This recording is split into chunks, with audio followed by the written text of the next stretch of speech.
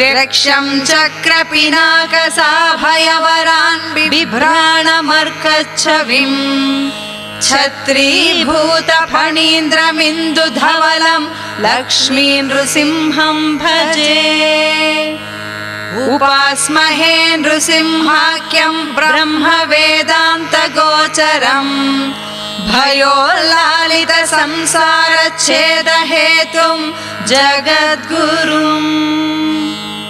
पराशर उवाच मन्त्रज्ञानक्रियायोगसारभूतैश्च नामभिः ब्रह्मणा संस्तुतो विष्णुः सहस्रं तद्ब्रवीम्यहम्। ब्रह्म उवाच ॐ नमो नारसिंहाय वज्रदंश्राय वज्रिणे वज्रदेहाय वज्राय नमः।